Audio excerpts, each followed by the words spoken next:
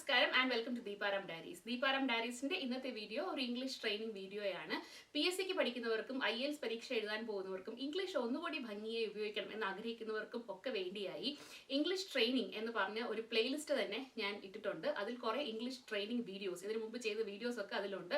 അതിൽ grammar, phrasal verbs, idioms, അതുപോലെ തന്നെ ഒരു ജോബ് ഇന്റർവ്യൂവിന് അപ്ലൈ ചെയ്തിട്ട് എങ്ങനെ സെൽഫ് ഇൻട്രൊഡ്യൂസ് ചെയ്യാം തുടങ്ങിയ കാര്യങ്ങളൊക്കെ ആ പ്ലേലിസ്റ്റിൽ ഓൾറെഡി ഉണ്ട്. അപ്പോൾ ഇന്നത്തെ വീഡിയോയിലേക്ക് പോവാം. ഇന്നത്തെ വീഡിയോ വളരെ ബേസിക് ആയിട്ട് ഒരു വീഡിയോയാണ്. നമ്മൾ വീട്ടിൽ ചെയ്യുന്ന ജോലികളില്ലേ, ആ ജോലികളൊക്കെ എങ്ങനെ ഇംഗ്ലീഷിൽ പറയാൻ പറ്റും, അതാണ് ഇന്നത്തെ വീഡിയോയിൽ ഉൾപ്പെടുത്തിയിരിക്കുന്നത്. എല്ലാവർക്കും പ്രയോജനമുള്ള ഒരു സെഗ്മെന്റ് ആണ് എന്ന് വിശ്വസിച്ചുകൊണ്ട് തന്നെ തുടങ്ങട്ടെ. വീട്ടുജോലികൾ എങ്ങനെയാണ് നമുക്ക് ഈ വീട്ടുജോലികൾ എന്നതിനെ ഇംഗ്ലീഷിൽ പറയാൻ പറ്റുക? ഹൗസ് ഹോൾഡ് വർക്ക് എന്ന് പറയാം, chores എന്നും പറയാം, CHORES, chores. ഇതും വീട്ടുജോലികൾ എന്ന് തന്നെയാണ് അർത്ഥം. I have to complete some chores today, അല്ലെങ്കിൽ I have to do some chores today എന്ന് പറഞ്ഞാൽ എനിക്ക് കുറച്ച് ജോലികൾ തീർക്കാനുണ്ട്. അപ്പോൾ ഹൗസ് ഹോൾഡ് വർക്ക് അല്ലെങ്കിൽ chores, ഇതിനെ വീട്ടുജോലി, ഇതാണ് കറക്റ്റ് ട്രാൻസ്ലേഷൻ. അപ്പോൾ നമ്മൾ സ്ഥിരം ചെയ്യുന്ന കുറച്ച് ജോലികൾ അത് എങ്ങനെയാണ് ഇംഗ്ലീഷിൽ പറയാൻ പറ്റുക എന്ന് നമുക്ക് നോക്കാം. രാവിലെ ഉറക്കമുണർന്നാലുടൻ നമ്മൾ എന്താണ് ചെയ്യുന്നത്? നമ്മുടെ കുട്ടികളെയൊക്കെ നമ്മൾ പഠിപ്പിക്കുകയും ചെയ്യും. നമ്മൾ കിടന്ന കിടക്ക ഒന്ന് മടക്കി വെക്കുക, അല്ലെ? അല്ലെങ്കിൽ ഈ ബെഡ്ഷീറ്റൊക്കെ ഒന്ന് കുടഞ്ഞ് വിരിച്ച് നേരെയാക്കി വൃത്തിയാക്കി വെക്കുക. നമ്മളത് നമ്മുടെ കുട്ടികളോട് പറഞ്ഞു കൊടുക്കാറുണ്ട്. അപ്പൊ ഈ കിടക്ക ഒന്ന് നന്നായി വിരിച്ചു വെക്കുക, അല്ലെങ്കിൽ കിടക്കയൊന്ന് നമ്മൾ ഒലഞ്ഞു കിടക്കുന്നത് ഒന്ന് നേരെയാക്കി വെക്കുക. അതിന് നമ്മൾ എന്താണ് ഇംഗ്ലീഷിൽ പറയുക? Make the bed. So please make the bed the first thing in the morning, or can you please make your bed? Make sure you make your bed every morning. അപ്പോൾ കിടക്ക എന്നും ഭംഗിയായി രാവിലെ കുടഞ്ഞു വിരിച്ച് ഒലഞ്ഞു കിടക്കരുത്, വൃത്തിയാക്കി വെക്കണം. അതിന് മേക്ക് ദ ബെഡ് എന്നാണ് പറയുക. അടിച്ചു വാരുക അല്ലെങ്കിൽ തൂക്കുക, നമ്മൾ മലയാളത്തിൽ തന്നെ പല രീതിയിലാണ് പറയുക, അല്ലെ? ഇതിന്റെ ഇംഗ്ലീഷ് ഒരുപാട് പേർക്ക് അറിയാമായിരിക്കും. അറിയാത്തവർക്ക് വേണ്ടി പറയാം. അടിച്ചു വാരുക അല്ലെങ്കിൽ തൂക്കുക, അതിന്റെ ഇംഗ്ലീഷ് സ്വീപ്പ്. അപ്പൊ ഈ തറയൊന്ന് അടിച്ചു വാരാമോ? എങ്ങനെയാ ചോദിക്കുക? Can you please sweep the floor? Sweep the floor എന്ന് പറഞ്ഞാൽ അടിച്ചു വാരുക. അതുപോലെ തറ തുടക്കുക നമ്മൾ പറയില്ലേ, വെള്ളം മുക്കി തുടക്കുക, അതിന് നമ്മൾ എന്താണ് പറയാ?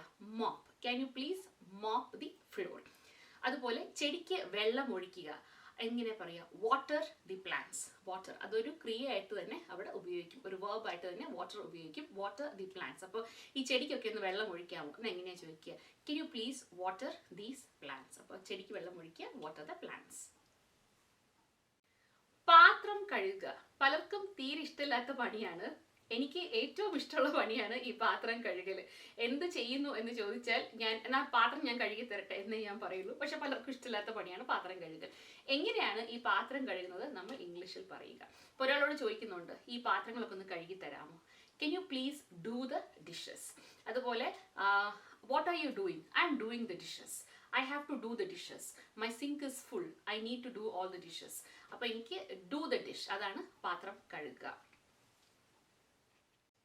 Set the table. നമ്മളിപ്പോൾ ഭക്ഷണം കഴിക്കുന്നതിന് മുൻപ് നമ്മൾ വീട്ടിലെ കുട്ടികളോടൊക്കെ പറയാറില്ലേ, അത് ഈ പ്ലേറ്റ്സും കപ്പും ഒക്കെ കൊണ്ട് എടുത്ത് വെച്ച് ഈ ഭക്ഷണമൊക്കെ ഒന്ന് എടുത്ത് ആ മേശപ്പുറത്ത് വെച്ച് നമുക്ക് കഴിക്കാമെന്ന് പറയില്ലേ. അപ്പോൾ അങ്ങനെ വെക്കുന്നതിനെയാണ് സെറ്റ് ദ ടേബിൾ. ആ മേശപ്പുറത്ത് ആവശ്യമുള്ള ഗ്ലാസ്, പ്ലേറ്റ്, സ്പൂണ്, ഭക്ഷണം ഒക്കെ അറേഞ്ച് ചെയ്ത് വെക്കുക, അതാണ് സെറ്റ് ദ ടേബിൾ. ഇപ്പം നമ്മളൊരു വീട്ടിലേക്ക് പോകുന്നു, നമ്മളെ അവർ ഭക്ഷണം കഴിക്കാൻ വിളിച്ചു, നമ്മൾ പോകുന്നു, അവർ നല്ല ഭംഗിയായിട്ട് എല്ലാം അറേഞ്ച് ചെയ്ത് വെച്ചിരിക്കുന്നു ടേബിളിൽ. അപ്പോൾ നമുക്ക് അവരെ എങ്ങനെ കോംപ്ലിമെന്റ് ചെയ്യാൻ പറ്റുക? I love the way you have set your table. അപ്പോൾ സെറ്റ് ദ ടേബിൾ എന്ന് പറയുമ്പോൾ ഭക്ഷണത്തിന് മുന്നേ പാത്രങ്ങളും ഭക്ഷണവും ഒക്കെ അടുക്കി പറക്കി വൃത്തിയായിട്ട് ടേബിൾ റെഡിയാക്കുക. ഇപ്പോൾ നമ്മളൊക്കെ നമ്മുടെ വീട്ടിൽ വേസ്റ്റ് ഒക്കെ എന്ത് ചെയ്യും? ഒരു കവറിലിട്ട് കെട്ടി വെക്കും, അല്ലെങ്കിൽ ഒരു ബക്കറ്റിലിട്ട് വെക്കും, അല്ലെ? അപ്പൊ ചിലപ്പോൾ എന്നിട്ടാണ് നമ്മളത് പുറത്ത് കൊണ്ടുപോയി കളയുക. ഓരോ പ്രാവശ്യം നമ്മൾ പുറത്ത് കൊണ്ടുപോയി കളയാറില്ലല്ലോ. അപ്പോൾ എല്ലാം കൂടെ ഒന്നിച്ച് പുറത്ത് കൊണ്ടുപോയി കളയാൻ ഇപ്പം ആരോടെങ്കിലും പറയണം, ഈ ചവർ ബക്കറ്റ് ഒന്ന് പുറത്ത് കൊണ്ടുപോയി കളയാമോ, അല്ലെങ്കിൽ ഒന്ന് പുറത്ത് വെച്ചേക്കാമോ? എങ്ങനെയാണ് നമ്മൾ ചോദിക്കുക? Can you take the garbage out, അല്ലെങ്കിൽ can you take the trash out, അങ്ങനെയും ചോദിക്കാം. ഗാർബേജ് അല്ലെങ്കിൽ trash. Can you take the garbage out, can you take the trash out എന്ന് വെച്ചാൽ ഈ ചവർ ഒന്ന് പുറത്ത് കൊണ്ടുപോയി കളയാമോ, അല്ലെങ്കിൽ പുറത്ത് കൊണ്ടുപോയി വെക്കാമോ എന്നാണ് അർത്ഥം. ഇപ്പൊ നമ്മുടെയൊക്കെ ചില വീടുകളിലെങ്കിലും കാർപ്പറ്റ് അല്ലെങ്കിൽ റഗ്, പിന്നെ ഈ ചവിട്ടി, എന്താ പറയുക, ഡോർ മാറ്റ്, അതൊക്കെ നമ്മൾ യൂസ് ചെയ്യാറുണ്ടല്ലോ. അപ്പോൾ അതൊക്കെ നമ്മൾ അതിൽ പൊടി ഉണ്ടെങ്കിൽ നമ്മൾ അത് എങ്ങനെയാണ് ക്ലീൻ ചെയ്യുക? അത് എടുത്ത് നല്ല ശക്തിയായി കുടയും, അല്ലെ? ആ മാറ്റ് എടുത്തിട്ട് ശക്തിയായിട്ട് നമ്മൾ കുടയും. അങ്ങനെയാണ് നമ്മൾ അതിന്റെ പൊടി കളയുക. എങ്ങനെയാണ് അത് പറയാൻ പറ്റുക? ആ റഗ് ഒന്ന് കുടഞ്ഞിട്ടെ, അതിൽ പൊടിയൊക്കെ ഒന്ന് പോട്ടെ എന്ന് നമ്മൾ പറയില്ലേ, അത് എങ്ങനെയാ പറയുക? നമ്മൾ ബീറ്റ് ദ റഗ്, BEAT, അടിക്കുക എന്നാണ് ബീറ്റിന്റെ അർത്ഥം. പക്ഷെ ശക്തിയായി റഗ്ഗിനെ കൊടയുന്നതിന് നമ്മൾ ബീറ്റ് ദ റഗ് എന്നാണ് പറയുന്നത്. അതൊന്ന് കൊടഞ്ഞിടൂ, ബീറ്റ് ദ റഗ്. അത് റഗ്, ഡോർ മാറ്റ് എന്തിനായാലും ബീറ്റ്, BEAT, അതാണ് വാക്ക്. ഫർണിച്ചർ ഇരിക്കുന്ന പൊടിയൊക്കെ ഒന്ന് തട്ടിക്കളയുക. അത് വളരെ സിമ്പിൾ ആണ്, ഒരുപാട് പേർക്ക് അറിയാമായിരിക്കും. ഡസ്റ്റ് ദ ഫർണിച്ചർ, അതിന്റെ പൊടിയൊക്കെ ഒന്ന് തട്ടിക്കളയാമോ, അത് പറയുന്നത് ഡസ്റ്റ്. ഡസ്റ്റ് നമ്മൾ അവിടെ ക്രിയ ആയിട്ട് തന്നെയാണ് ഉപയോഗിക്കുന്നത്, വേർബ് ആയിട്ട് തന്നെയാണ് ഉപയോഗിക്കുന്നത്. ഡസ്റ്റ് ദ ഫർണിച്ചർ എന്ന് പറഞ്ഞാൽ ഫർണിച്ചറിലെ പൊടിയൊക്കെ ഒന്ന് തട്ടിക്കളയാമോ. ഇതിന്റെ കൂടെ ഒരു വാക്ക് കൂടെ പറഞ്ഞോട്ടെ, ഫർണിച്ചർ എന്ന് പറയുന്നതിന് പ്ലൂറൽ ഇല്ല. ഒരുപാട് പേരെങ്കിലും അറിയാതെ ഫർണിച്ചേഴ്സ് എന്ന് ഉപയോഗിക്കുന്നത് നമ്മൾ ശ്രദ്ധിച്ചിട്ടുണ്ട്. ഫർണിച്ചേഴ്സ് എന്നില്ല, പ്ലൂറൽ ഉപയോഗിക്കണം എന്ന് നിർബന്ധമുണ്ടെങ്കിൽ pieces of furniture, pieces of furniture എന്ന് ഉപയോഗിക്കാം. എന്നല്ലാതെ ഫർണിച്ചേഴ്സ് എന്ന് നമ്മൾ ഒരിക്കലും ഉപയോഗിക്കില്ല, ഫർണിച്ചർ തന്നെയാണ് പ്ലൂറൽ. അപ്പോൾ can you please dust the furniture. ഒരുപാട് ഫർണിച്ചർ ഡസ്റ്റ് ചെയ്യണമെങ്കിൽ പോലും ഫർണിച്ചർ എന്ന് തന്നെയേ നമ്മൾ യൂസ് ചെയ്യുള്ളൂ. ഇനി തുണി നനയ്ക്കുക, മെനക്കെട്ട പണിയാണ് അല്ലേ, പലർക്കും ഭയങ്കര ബുദ്ധിമുട്ടുള്ള പണിയാണ്. തുണി നനയ്ക്കുക എങ്ങനെയാണ് നമ്മൾ ഇംഗ്ലീഷിൽ പറയുക, അല്ലെങ്കിൽ ഈ തുണിയൊക്കെ ഒന്ന് കഴുകിയിടാമോ, എങ്ങനെ നമ്മൾ പറയും? Can you please do the laundry? Can you please do the laundry? ഈ ലോണ്ടറി എന്ന് പറയുമ്പോൾ നമ്മൾ വാഷിംഗ് മെഷീനിൽ ഇടുന്നത് തന്നെയാണ് ഉദ്ദേശിക്കുന്നത്.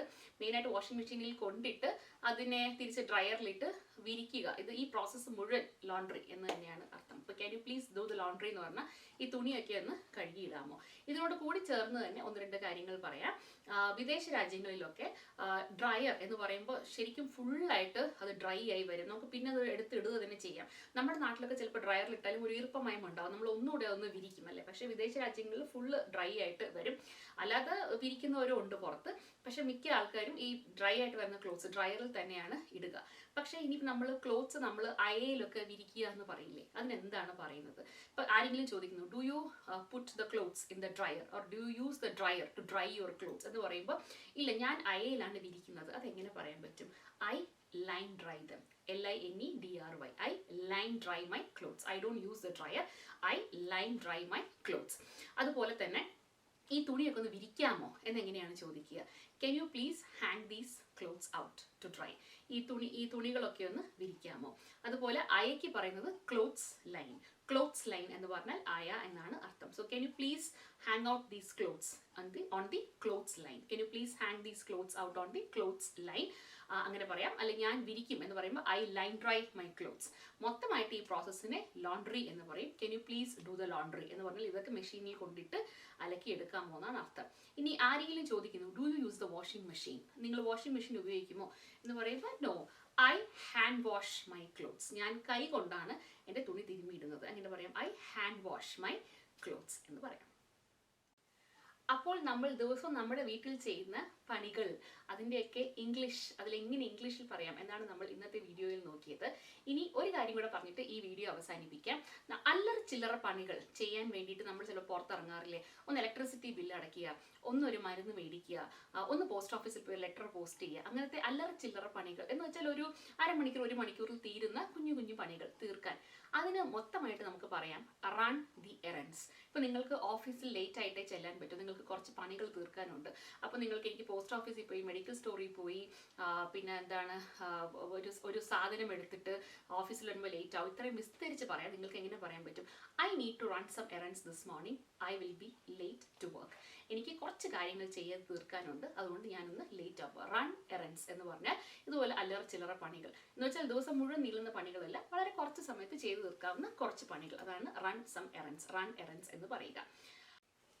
അപ്പോൾ ഇന്നത്തെ വീഡിയോ ഇവിടെ അവസാനിക്കുകയാണ്. നിങ്ങൾക്ക് ഈ സെഗ്മെന്റിൽ ഞാൻ ഉൾപ്പെടുത്താൻ ആഗ്രഹമുള്ള എന്തെങ്കിലും മോഡ്യൂൾസ് ഉണ്ടെങ്കിൽ അത് കമന്റ് സെക്ഷനിൽ കമന്റ് ആയിട്ട് അറിയിക്കുകയാണെങ്കിൽ വരുന്ന ആഴ്ചകളിൽ തീർച്ചയായിട്ടും അത് ഉൾപ്പെടുത്തും. നിങ്ങളുടെ കമന്റ്സും സബ്സ്ക്രിപ്ഷൻസും എല്ലാമാണ് ഈ ചാനൽ മുന്നോട്ട് കൊണ്ടുപോകാൻ തന്നെയുള്ള പ്രചോദനം. അതുകൊണ്ട് സബ്സ്ക്രൈബ് ചെയ്തിട്ടില്ലാത്തവർ ദയവായി സബ്സ്ക്രൈബ് ചെയ്യുക. അപ്പോൾ മറ്റൊരു വീഡിയോയിൽ ഉടൻ തന്നെ കാണാം. ടാറ്റാ.